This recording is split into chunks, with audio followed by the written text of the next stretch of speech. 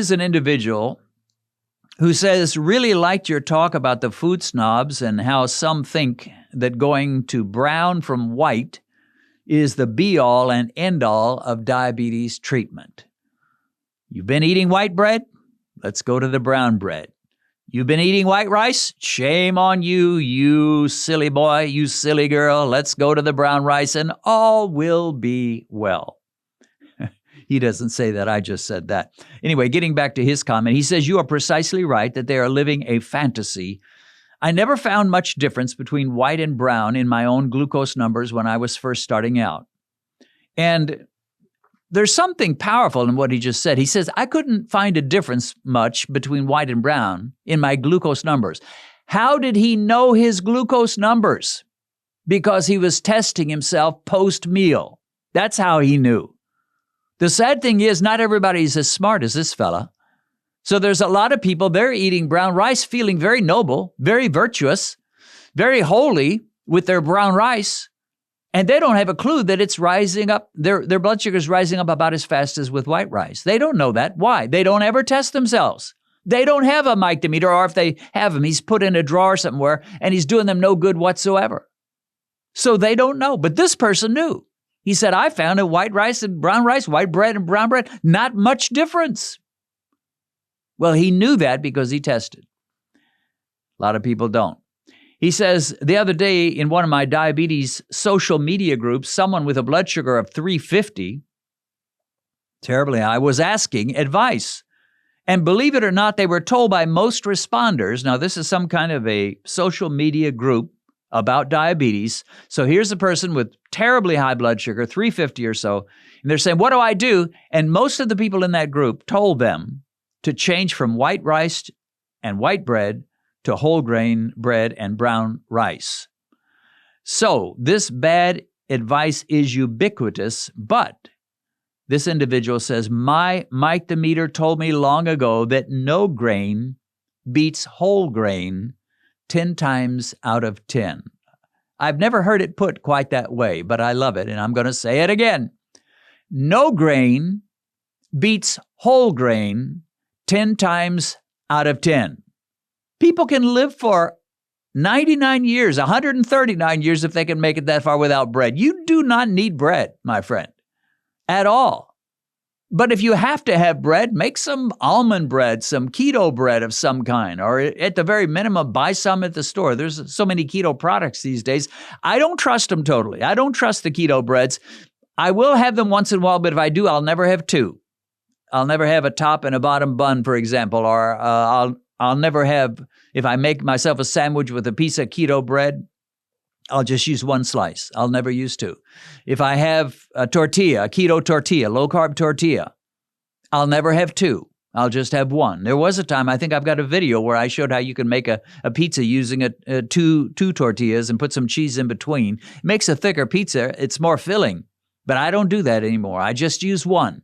And I'd rather fill up on something else that's low-carb than to trust a keto tortilla. And I can get by with one. Can't always get by with two.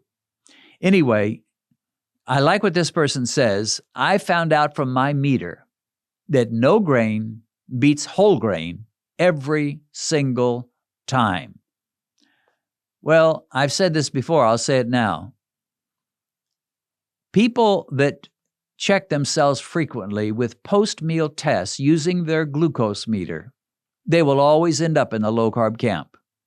And if you ever watch a YouTube video from the other side, you know, the people that stress low fat and high carb, you'll never hear them talking about using your glucose meter at every meal. They do not dare tell you that because they know that if you start using your glucose meter, you're going to get smart. You're going to wise up and you're going to say, well, I can't do that. Look how high it spikes me.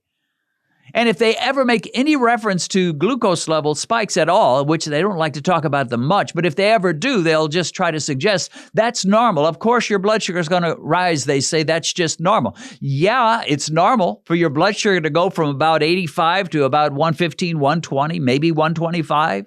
It's not normal for you to jump from a blood sugar of 100 to 200 and then back down to 70. That's not normal, and it's not healthy for you. but they will never stress using a meter. They don't even like you to use a meter. They don't want to talk about meters because they know it'll expose the truth, which is that you're spiking yourself something terrible when you eat these high-carb meals. Because if you determine to go low-fat, you almost have to go high-carb. I mean, you've only got 3 macronutrients, right? The carbs, the fats, and the protein. So if you're low-fat, but you say, well, I'll also be low-carb, you don't have anything left to do but just eat meat all the time. And of course, that's what the carnivore dieters do. I'm not sure that's the best policy, but I'd rather be carnivore than I would be to be a low-fat, high-carb individual.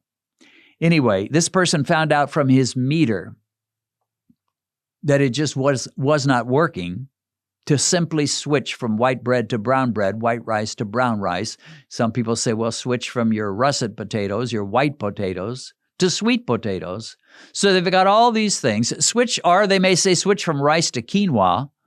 Well, Benedict and I did a test on quinoa. We found it spikes just as much as rice. When we tested it, we both liked it. In fact, I kind of liked it better than rice. I think Benedicta did as well. We were thinking, man, we found the answer. But then when we tested our blood sugar, Mike's going, nope, not for you, my friend. And so Mike solves a lot of issues. And a lot of times we can get so exciting. People are always saying, why don't you test sourdough bread?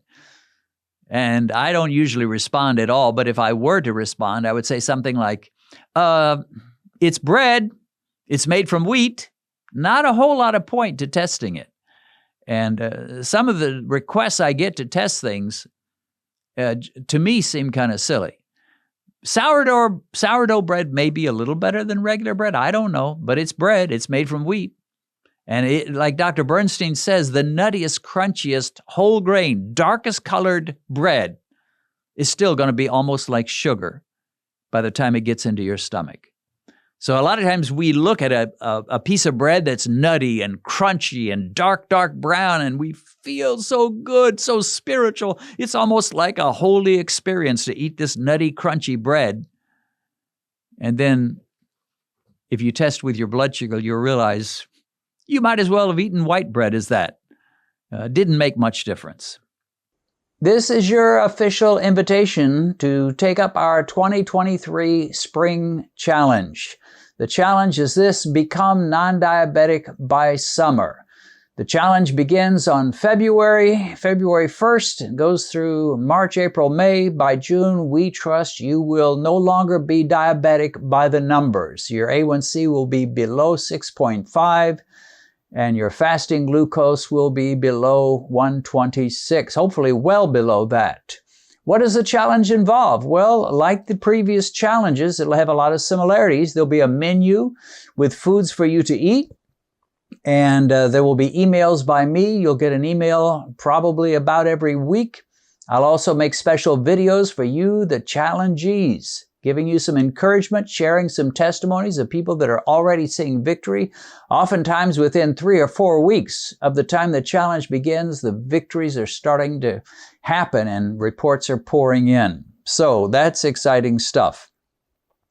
I'll be sending you emails with video links, and I'll want you to watch videos. You'll have an assignment. You'll have assignments. You know, when you were in school, you had homework.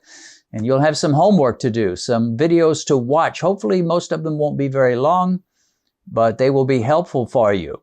And I'm going to do something that I haven't done on the other challenges. I'm going to invite you into my life. What do I mean by that? Well, I'm going to share a little bit more personally about what I eat, how I do things, my day-to-day rhythm of how I beat diabetes. And you can consider it and choose to copy it if you like, or if not, that's fine too. But I want to invite you into my home, into my life, and be a little bit more personal about the lifestyle I've adopted that has gotten me where I am, which is my last A1C was a 5.0. I firmly believe I should be way up there, 9, 10, 11, 12, if I ate the standard American diet, but I don't. So, what do you have to do to sign up for this challenge? You have to send me an email. That's the only cost. It's not $1,000. It's not $100. It's not a single dollar. I just need an email from you, and I need you to send me an email and on the subject line, write "Count Me In." So send me an email, grace@spiritofgrace.org, grace@spiritofgrace.org, and write "Count Me In" on the subject line. We will put your email in the database, and you'll start getting those emails and video links from me starting in early February. And we're going to trust that by summertime, June 21st, if not sooner, you will no longer be diabetic by the numbers that your doctor discovers when he runs an A1C test or a fasting glucose test. You can do it, my friend. Sign up today. God bless you.